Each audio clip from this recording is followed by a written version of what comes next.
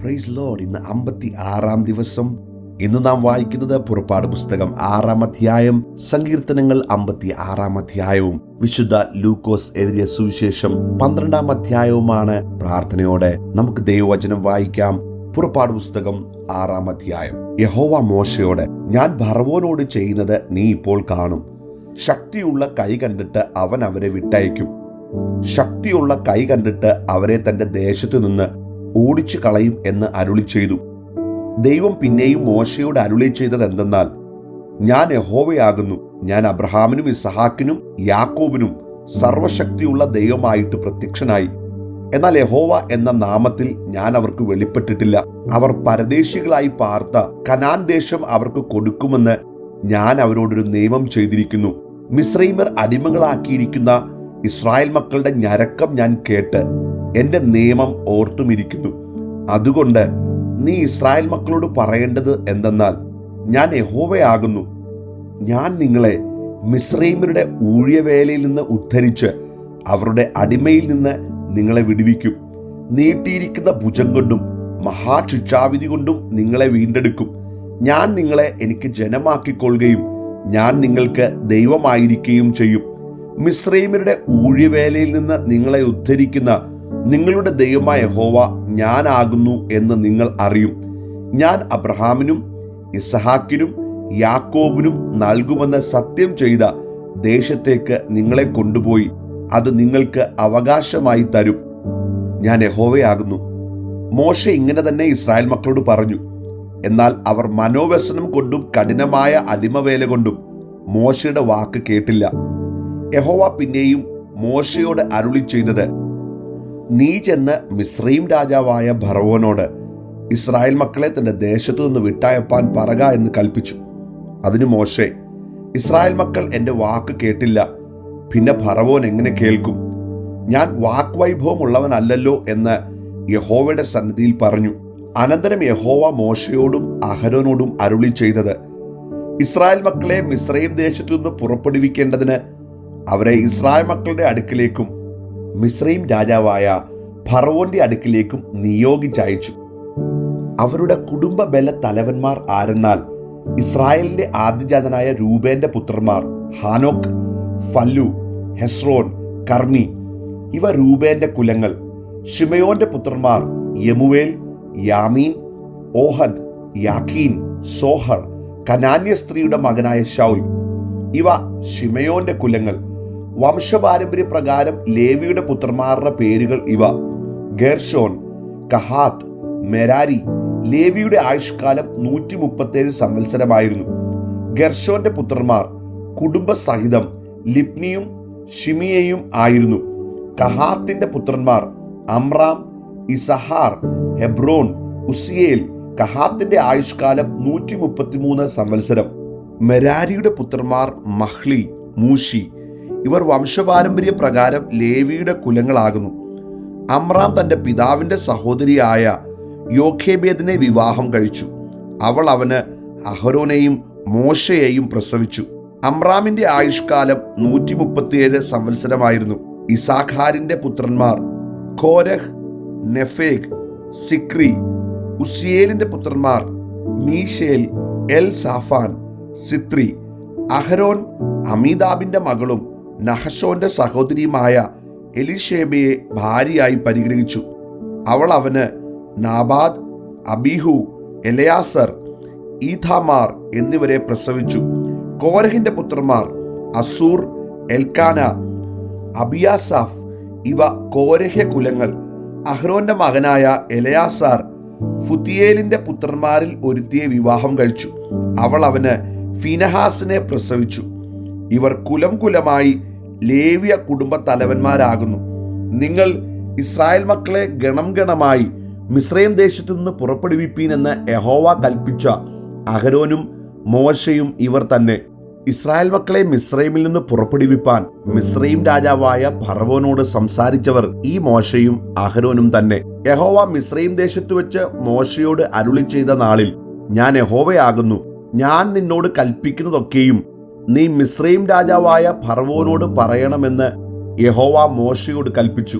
അതിന് മോശെ, ഞാൻ വാക്വൈഭവമില്ലാത്തവൻ, ഫറവോൻ എന്റെ വാക്ക് എങ്ങനെ കേൾക്കുമെന്ന് യഹോവയുടെ സന്നിധിയിൽ പറഞ്ഞു. 56 സങ്കീർത്തനം.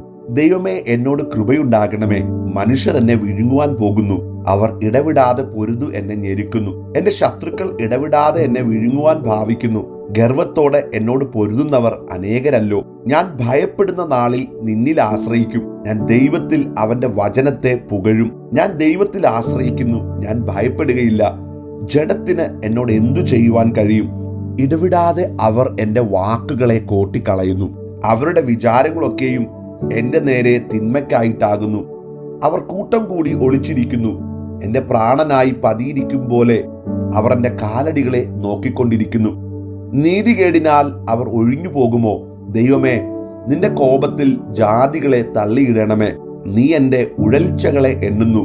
എന്റെ കണ്ണുനീർ നിന്റെ തുരുത്തിയിലാക്കി വെക്കണമേ. അത് നിന്റെ പുസ്തകത്തിലില്ലയോ? ഞാൻ വിളിച്ചപേക്ഷിക്കുമ്പോൾ തന്നെ എന്റെ ശത്രുക്കൾ പിന്തിരിയുന്നു. ദൈവം എനിക്ക് അനുകൂലമെന്ന് ഞാൻ അറിയുന്നു. ഞാൻ ദൈവത്തിൽ അവന്റെ വചനത്തെ പുകഴും. ഞാൻ യഹോവയിൽ അവന്റെ വചനത്തെ പുകഴും. ഞാൻ ദൈവത്തിൽ ആശ്രയിക്കുന്നു, ഞാൻ ഭയപ്പെടുകയില്ല. മനുഷ്യൻ എന്നോട് എന്ത് ചെയ്യുവാൻ കഴിയും? ദൈവമേ, നിനക്കുള്ള നേർച്ചകൾക്ക് ഞാൻ കടംപെട്ടിരിക്കുന്നു.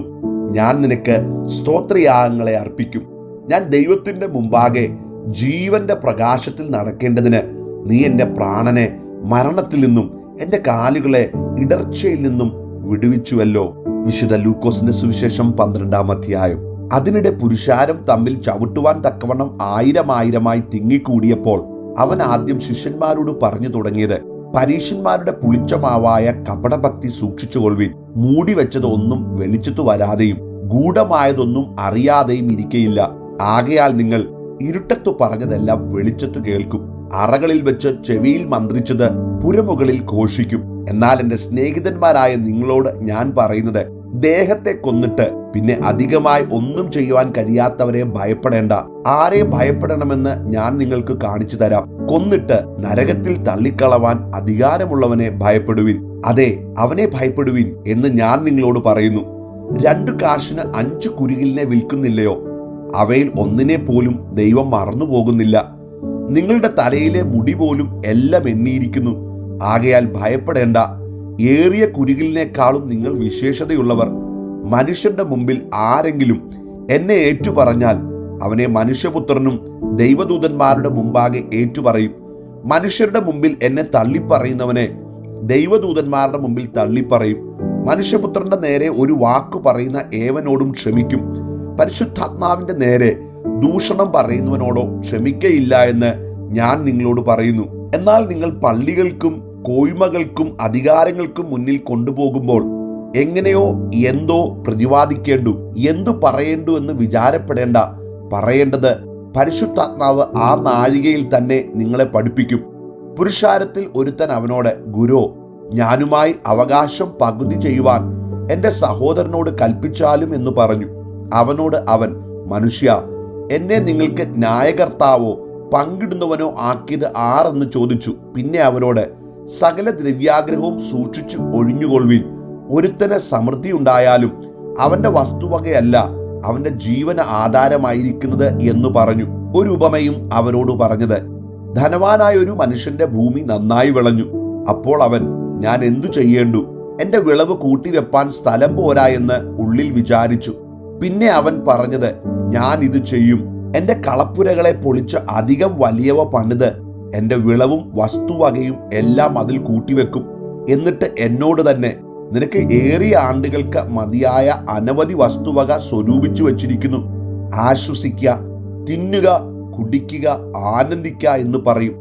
ദൈവമോ അവനോട്, മൂഢാ, ഈ രാത്രിയിൽ നിന്റെ പ്രാണനെ നിന്നോട് ചോദിക്കും. പിന്നെ നീ ഒരുക്കി വെച്ചത് ആർക്കാകും എന്ന് പറഞ്ഞു. ദൈവവിഷയമായി സമ്പന്നനാകാതെ തനിക്ക് തന്നെ നിക്ഷേപിക്കുന്നവന്റെ കാര്യം ഇങ്ങനെയാകുന്നു. അവൻ തന്റെ ശിഷ്യന്മാരോട് പറഞ്ഞത്, ആകയാൽ എന്തു തിന്നുമെന്ന് ജീവനായിക്കൊണ്ടും എന്തുടുക്കുമെന്ന് ശരീരത്തിനായിക്കൊണ്ടും വിചാരപ്പെടരുത് എന്ന് ഞാൻ നിങ്ങളോട് പറയുന്നു. ആഹാരത്തെക്കാൾ ജീവനും ഉടുപ്പിനേക്കാൾ ശരീരവും വലുതല്ലോ. കാക്കയെ നോക്കുവിൻ, അത് വിതയ്ക്കുന്നില്ല, കൊയ്യുന്നില്ല, അതിന് പാണ്ടികശാലയും കളപ്പുരയും ഇല്ല. എങ്കിലും ദൈവം അതിനെ പുലർത്തുന്നു. പർവ്വജാതിയേക്കാൾ നിങ്ങൾ എത്ര വിശേഷമുള്ളവർ. പിന്നെ വിചാരപ്പെടുന്നതിനാൽ തന്റെ നീളത്തിൽ ഒരു മുഴം കൂട്ടുവാൻ നിങ്ങളിൽ ആർക്ക് കഴിയും? ആകയാൽ ഏറ്റവും ചെറുതിന് പോലും നിങ്ങൾ പോരാത്തവർ എങ്കിൽ ശേഷമുള്ളതിനെക്കുറിച്ച് വിചാരപ്പെടുന്നത് എന്ത്? താമര എങ്ങനെ വളരുന്നു എന്ന് വിചാരിപ്പിൻ. അവ അധ്വാനിക്കുന്നില്ല, നൂൽക്കുന്നതുമില്ല. എന്നാൽ ശലോമോൻ പോലും തന്റെ സകല മഹത്വത്തിലും ഇവയിൽ ഒന്നിനോളം ചമഞ്ഞിരുന്നില്ല എന്ന് ഞാൻ നിങ്ങളോട് പറയുന്നു. ഇന്നുള്ളതും നാളെ അടുപ്പിലിടുന്നതുമായ വയലിലെ പുല്ലിനെ ദൈവം ഇങ്ങനെ ഉടുപ്പിക്കുന്നുവെങ്കിൽ അല്പവിശ്വാസികളെ, നിങ്ങളെ എത്രയധികം. എന്തു തിന്നും എന്തു കുടിക്കുമെന്ന് നിങ്ങൾ ചിന്തിച്ച് ചഞ്ചലപ്പെടരുത്. ഈ വകയൊക്കെയും ലോകജാതികൾ അന്വേഷിക്കുന്നു. നിങ്ങളുടെ പിതാവോ ഇവ നിങ്ങൾക്ക് ആവശ്യമെന്ന് അറിയുന്നു. അവന്റെ രാജ്യം അന്വേഷിപ്പിൻ, അതോടുകൂടെ നിങ്ങൾക്ക് ഇത് കിട്ടും. ചെറിയ ആട്ടിൻകൂട്ടമേ, ഭയപ്പെടരുത്. നിങ്ങളുടെ പിതാവ് രാജ്യം നിങ്ങൾക്ക് നൽകുവാൻ പ്രസാദിച്ചിരിക്കുന്നു. നിങ്ങൾക്കുള്ളത് വിറ്റ് ഭിക്ഷ കൊടുപ്പിൻ. കള്ളൻ അടുക്കുകയോ പുഴു കെടുക്കുകയോ ചെയ്യാത്ത സ്വർഗത്തിൽ പഴകിപ്പോകാത്ത മടിശീലകളും തീർന്നു പോകാത്ത നിക്ഷേപവും നിങ്ങൾക്ക് ഉണ്ടാക്കിക്കൊള്ളുവിൻ. നിങ്ങളുടെ നിക്ഷേപമുള്ളിടത്ത് നിങ്ങളുടെ ഹൃദയവും ഇരിക്കും. നിങ്ങളുടെ അരകെട്ടിയും വിളക്ക് കത്തിയും കൊണ്ടിരിക്കട്ടെ.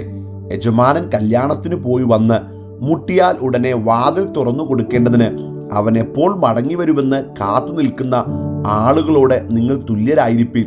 യജമാനൻ വരുന്നേരം ഉണർന്നിരിക്കുന്നവരായി കാണുന്ന ദാസന്മാർ ഭാഗ്യവാന്മാർ. അവൻ അരകെട്ടി അവരെ ഭക്ഷണത്തിനിരുത്തുകയും വന്ന് അവർക്ക് ശുശ്രൂഷ ചെയ്യുകയും ചെയ്യുമെന്ന് ഞാൻ സത്യമായി നിങ്ങളോട് പറയുന്നു. അവൻ 2-ാം യാമത്തിൽ വന്നാലും 3-ാം യാമത്തിൽ വന്നാലും അങ്ങനെ കണ്ടുവെങ്കിൽ അവർ ഭാഗ്യവാന്മാർ. കള്ളൻ ഇന്ന നാഴികയ്ക്ക് വരുന്നുവെന്ന് വീട്ടുടയവൻ അറിഞ്ഞിരുന്നുവെങ്കിൽ അവൻ ഉണർന്നിരുന്ന് തന്റെ വീട് തുരപ്പാൻ സമ്മതിക്കയില്ല എന്നറിവിൻ. നനയാത്ത നാഴികയിൽ മനുഷ്യപുത്രൻ വരുന്നത് കൊണ്ട് നിങ്ങളും ഒരുങ്ങിയിരിപ്പീൻ. കർത്താവേ, ഈ ഉപമ പറയുന്നത് ഞങ്ങളോടോ എല്ലാവരോടും കൂടെയോ എന്ന് പത്രോസ് ചോദിച്ചതിന് കർത്താവ് പറഞ്ഞത്, തക്ക സമയത്ത് ആഹാരവീതം കൊടുക്കേണ്ടതിന് യജമാനൻ തന്റെ വേലക്കാരുടെ മേൽ ആക്കുന്ന വിശ്വസ്തനും ബുദ്ധിമാനുമായ ഗൃഹവിചാരകൻ ആർ? യജമാനൻ വരുമ്പോൾ അങ്ങനെ ചെയ്തു കാണുന്ന ദാസൻ ഭാഗ്യവാൻ. അവൻ തനിക്കുള്ള സകലത്തിനും അവനെ വിചാരകനാക്കി വെക്കുമെന്ന് ഞാൻ സത്യമായിട്ട് നിങ്ങളോട് പറയുന്നു. എന്നാൽ ദാസൻ യജമാനൻ താമസിച്ചേ വരികയുള്ളൂ എന്ന് ഹൃദയത്തിൽ പറഞ്ഞ് ബാല്യക്കാരെയും ബാല്യക്കാരത്തികളെയും തല്ലുവാനും തിന്നുകുടിച്ച് മതിപ്പാനും തുടങ്ങിയാൽ അവൻ നോക്കിയിരിക്കാത്ത നാളിലും അറിയാത്ത നാഴികയിലും ആ ദാസന്റെ യജമാനൻ വന്ന് അവനെ ദണ്ഡിപ്പിക്കുകയും അവന് അവിശ്വാസികളോടുകൂടെ പങ്കു കൽപ്പിക്കുകയും ചെയ്യും. യജമാനന്റെ ഇഷ്ടം അറിഞ്ഞിട്ട് ഒരുങ്ങാതെയും അവന്റെ ഇഷ്ടം ചെയ്യാതെയും ഇരിക്കുന്ന ദാസന് വളരെ അടികൊള്ളും. അറിയാതെ കണ്ട് അടിക്ക് യോഗ്യമായത് ചെയ്തവനോ കുറെ അടികൊള്ളും. വളരെ ലഭിച്ചവനോട് വളരെ ആവശ്യപ്പെടും. അധികം ഏറ്റുവാങ്ങിയവനോട് അധികം ചോദിക്കും. ഭൂമിയിൽ തീയിടുവാൻ ഞാൻ വന്നിരിക്കുന്നു. അതിപ്പോഴേ കത്തിയെങ്കിൽ കൊള്ളായിരുന്നു എന്നല്ലാതെ ഞാൻ മറ്റെന്ത് ഇച്ഛിക്കേണ്ടു? എങ്കിലും എനിക്കൊരു സ്നാനമേൽപ്പാനുണ്ട്. അത് കഴിയുവോളം ഞാൻ എത്ര ഞരങ്ങുന്നു. ഭൂമിയിൽ സമാധാനം നൽകുവാൻ ഞാൻ വന്നിരിക്കുന്നു എന്ന് തോന്നുന്നുവോ? അല്ലല്ല, ഛിദ്രം വരുത്തുവാൻ അത്രേ എന്ന് ഞാൻ നിങ്ങളോട് പറയുന്നു. ഇനിമേൽ ഒരു വീട്ടിൽ 20 മൂവരും 20 ഇങ്ങനെ 5 പേർ തമ്മിൽ ഛിദ്രിച്ചിരിക്കും. അപ്പൻ മകനോടും മകൻ അപ്പനോടും അമ്മ മകളോടും മകൾ അമ്മയോടും അമ്മാവിയമ്മ മരുമകളോടും മരുമകൾ അമ്മാവിയമ്മയോടും ഛിദ്രിച്ചിരിക്കും. പിന്നെ അവൻ പുരുഷാരത്തോട് പറഞ്ഞത്, പടിഞ്ഞാറ് നിന്ന് മേഘം പൊങ്ങുന്നത് കാണുമ്പോൾ പെരുമഴ വരുന്നുവെന്ന് നിങ്ങൾ ഉടനെ പറയുന്നു. അങ്ങനെ സംഭവിക്കുകയും ചെയ്യുന്നു. തെക്കൻ കാറ്റ് ഊതുന്നത് കണ്ടാലോ അത്യുഷ്ണമുണ്ടാകും എന്ന് പറയുന്നു. അത് സംഭവിക്കുകയും ചെയ്യുന്നു. കപടഭക്തിക്കാരെ, ഭൂമിയുടെയും ആകാശത്തിന്റെയും ഭാവത്തെ വിവേചിപ്പാൻ നിങ്ങൾക്ക് അറിയാം. എന്നാൽ ഈ കാലത്തെ വിവേചിപ്പാൻ അറിയാത്തത് എങ്ങനെ? ന്യായമായത് എന്തെന്ന് നിങ്ങൾ സ്വയമായി വിധിക്കാത്തതും എന്ത്? പ്രതിയോഗിയോട് കൂടെ അധികാരിയുടെ അടുക്കൽ പോകുമ്പോൾ വഴിയിൽ വെച്ച് അവനോട് നിരന്നുകൊള്ളുവാൻ ശ്രമിക്ക.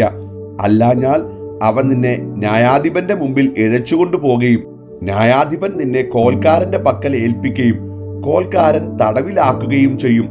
ഒടുക്കത്തെ കാശ് പോലും കൊടുത്തു തീരുവോളം നീ അവിടെ നിന്ന് പുറത്തു വരികയില്ല എന്ന് ഞാൻ നിന്നോട് പറയുന്നു.